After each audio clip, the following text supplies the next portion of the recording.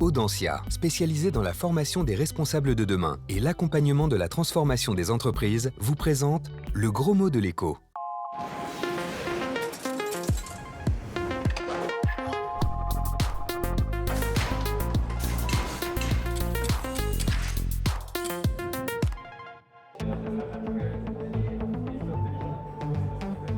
Bonjour et bienvenue au générateur MyLego. Nous allons donner naissance ensemble à ton jumeau numérique.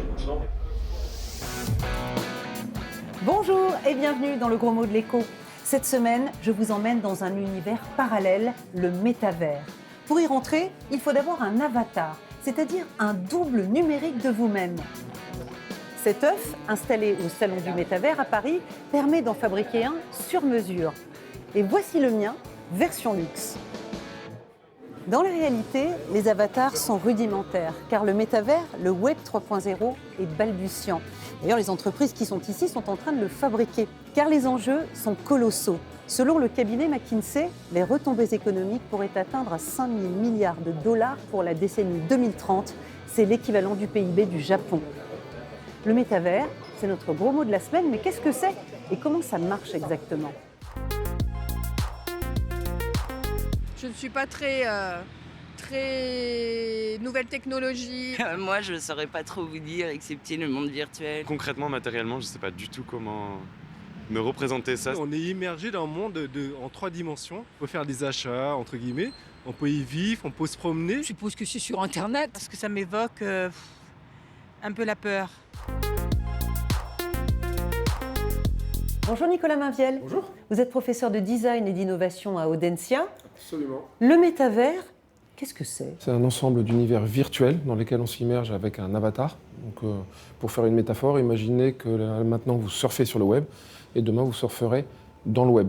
De manière beaucoup plus prosaïque, ce sont des plateformes qui offrent juste une interface pour s'immerger dans un univers virtuel. Oui, comme aujourd'hui on a un compte pour aller sur Internet, là on aura un avatar pour aller donc sur le métavers, enfin dans le métavers justement. Exactement. Concrètement, ce sont donc des plateformes numériques qui servent de support à ces univers parallèles.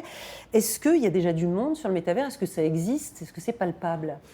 Honnêtement, on peut attendre, je pense, 2030 pour que la promesse technologique et d'usage telle qu'elle est présentée se déroule réellement. Mais on a des univers tels que Roblox ou Sandbox qui ont pas loin de 200 millions, je dirais, d'utilisateurs par mois. Ça, ce sont des plateformes de jeux. En fait, c'est l'univers du jeu vidéo qui est le plus avancé. Est-ce que déjà, il y a une vie économique ? Est-ce qu'il y a des échanges économiques sur le métavers, dans le métavers ? Et dans le métavers, on peut faire 3 choses. Je peux acheter une expérience, je peux aller voir une expo ou écouter un concert. Virtuel ? Absolument, en étant Bien sûr. Virtuellement. Je peux acheter de la terre virtuelle, donc dans Sandbox vous allez acheter des landes, et je peux acheter des objets. Un exemple très simple, Nike qui a racheté une société qui fait créer des avatars en 3D et des chaussures. Donc littéralement, vous allez vous loguer, vous immerger dans un univers virtuel, vous allez vouloir vous habiller, vous allez acheter ces choses-là, et vous utilisez dans ce cas de l'argent réel, vous allez monétiser cette chose-là, et on crée une valeur. Il faut imaginer un doublon numérique de ce qu'on vit. Est-ce que ce n'est pas quelque chose d'ultra spéculatif ? Est-ce que ce n'est pas, une fois de plus, faire de l'argent avec pas grand-chose, avec des anticipations ? Alors, c'est compliqué de se positionner là-dessus. Il y a une réalité technologique qui est en train d'arriver. On voit que les gens mettent beaucoup d'argent. Pour autant, il y a quand même un effet d'aubaine. Si d'aventure ça arrive et que ça se développe réellement, je veux être dans ce qu'on appelle les premiers acquérants, les premiers entrants sur ce marché-là. Donc en fait, les marques sont dans une espèce de course, comme c'était le cas pour acheter des noms de domaine quand Internet s'est lancé, les .com, les .org, les .fr.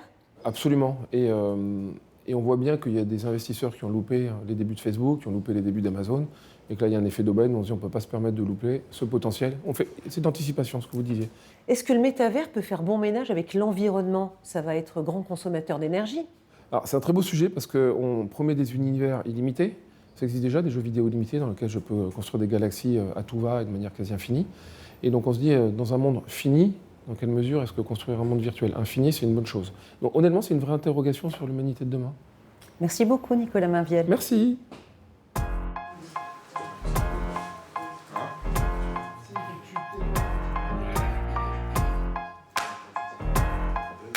Voilà, nous sommes dans le métavers et l'être blond qui vous parle, c'est mon avatar. Nous sommes sur Meta Horizon World, l'univers développé par l'ex-Facebook. En tout, il y a plus de 170 plateformes. Les historiques sont à aller chercher dans l'univers du jeu vidéo, comme The Sandbox ou Fortnite. Il ne faut pas oublier non plus Decentraland, où on trouve les fameux terrains virtuels. Mais aujourd'hui, nous avons rendez-vous dans Spatial, qui est une plateforme américaine très prisée des créatifs, et notre hôte est artiste, il est photographe. Suivez-moi.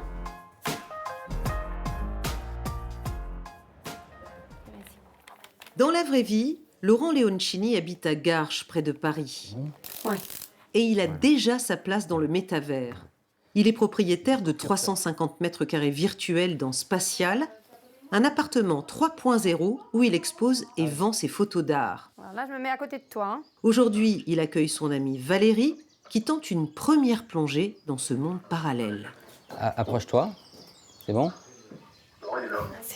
C'est génial. Là, j'étais sur une terrasse, devant la Tour Eiffel, sur une piste de danse, dans un superbe appartement, devant une cheminée. J'y étais vraiment.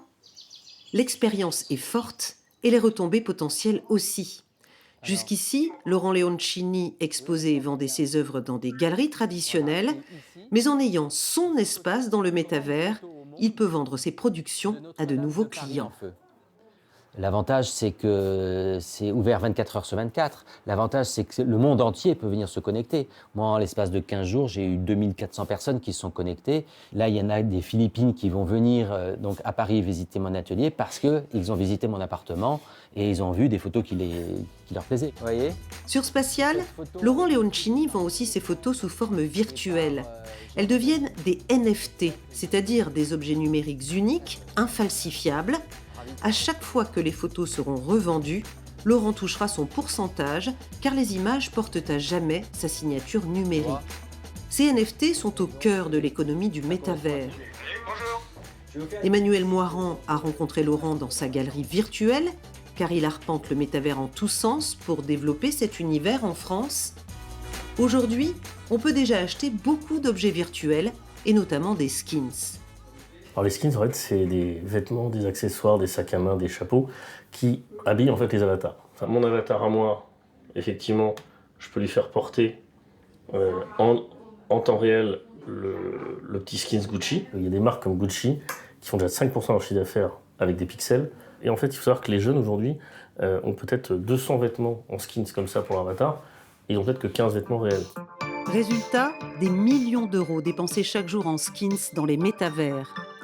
Exemple, ces vêtements signés Balenciaga, commercialisés dans le jeu Fortnite. La marque a pensé à tout. Des habits virtuels pour les personnages du jeu, entre 4 et 20 euros pièce, et des habits réels à l'image des personnages de Fortnite, plus de 350 euros le vrai t-shirt. En fait, c'est un nouveau marché, c'est une nouvelle matière que les marques vont pouvoir travailler puisqu'ils auront les vêtements réels et les vêtements virtuels. Pour les assureurs, c'est pareil, ils vont assurer des biens réels et aussi des biens virtuels. Le métavers va apporter énormément de nouveaux objets à créer, à assurer, à transformer, etc. Un changement de paradigme pour toute l'économie. Du coup, les entreprises font la course pour acheter des terrains dans le métavers. Il faut en être. Carrefour, par exemple, a investi 300 000 euros dans 36 hectares virtuels sur The Sandbox. Sur cette plateforme, un acheteur sur 5 est une marque. Reste ensuite à aménager ces espaces, exactement comme dans le monde matériel. Thierry Hazan est dans l'immobilier. Il a rendez-vous avec Aurélie Bensoussan, cofondatrice de Metaverse Studio, ce qu'on appelle un builder, un architecte du Web 3.0.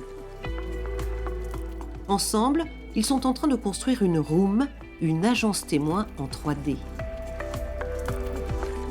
Donc on a la salle de cinéma. Là, sur le côté, on a les QR codes avec les différentes annonces qui défilent. Donc, ce qui donne une vraie richesse au niveau du parcours de l'avatar qui se balade donc dans la room Pocatimo. Car l'avenir de l'immobilier est dans le métavers. Thierry Hazan en est persuadé. Il veut donc être parmi les premiers à négocier le virage, exactement comme lorsque le marché s'est déplacé du bon vieux journal vers Internet. Aujourd'hui, je suis convaincu que toutes les recherches immobilières à terme se feront à travers le métavers. Un bien, il vit. Il est dans une ville, il est dans une rue, après il est dans un immeuble. Si vous pouvez visiter tout ça directement de votre ordinateur en quelques clics, c'est fantastique, c'est une véritable révolution. Une révolution en cours, car le métavers est en pleine construction. Par exemple, il n'y a pas encore de moteur de recherche d'équivalent de Google pour l'univers 3D. Mais Aurélie en est convaincue, ce n'est qu'une question de temps. Aujourd'hui, acheter en ligne est devenu banal. Demain, on fera nos emplettes en réalité virtuelle. On a notamment une dimension qui s'appelle l'haptique et qui va être du matériel qui va vous permettre de créer une immersion totale. Vous allez pouvoir essayer notamment des chaussures de chez vous avec des bottes d'haptique, donc avec la sensation de l'essai de la chaussure. On aura notamment des vestes d'haptique, des gants, toutes ces choses-là qui vont nous permettre de vivre le virtuel de façon beaucoup plus immersive. Et ça sera le e-commerce de demain. Au-delà du e-commerce, Meta, ex-Facebook, investit des milliards de dollars sur les usages de demain. Agriculture, urbanisme, formation. La frontière entre les mondes réels et virtuels sera de plus en plus ténue et les allers-retours permanents. Vous, je ne sais pas, mais moi je vais rester un petit peu dans le métavers. En attendant, on résume tout depuis le début et on dessin. Le métavers, c'est un peu le Far West appliqué à l'économie. Comme au temps des cow-boys, les entreprises veulent conquérir de nouveaux territoires, des espaces virtuels où étendre leurs activités. Premières à dégainer dans le métavers, les entreprises de jeux vidéo. Armées des dernières technologies numériques, la blockchain et le Web3, elles créent des mondes imaginaires en 3 dimensions. Des sortes de saloons où les utilisateurs vivent ensemble, mais chacun derrière son avatar, des aventures immersives. On peut y combattre des zombies, construire des villes, s'évader de prison. Derrière leur comptoir, les cow-boys commercialisent donc leurs jeux, mais aussi des produits dérivés, des vêtements virtuels par exemple, ou des tickets d'entrée pour un concert. Des expériences marchandes bien réelles qui s'étendent progressivement à tous les secteurs de l'économie. Défilés de mode, formations, supermarchés virtuels. De nombreux pionniers se lancent à leur tour dans la ruée vers l'or. Concrètement, ils achètent des lands, des terrains virtuels ou bâtirent leur propre saloon. Reste à savoir si ces espaces resteront vides ou s'ils deviendront des Eldorado. Ah, voilà, c'est le retour dans le monde réel. J'espère que pour vous, le métavers, c'est plus clair. Vos questions et vos suggestions, c'est sur les bons vieux réseaux sociaux, Twitter et Meta. Portez-vous bien et à la semaine prochaine. Audencia, spécialisée dans la formation des responsables de demain et l'accompagnement de la transformation des entreprises, vous a présenté le gros mot de l'écho.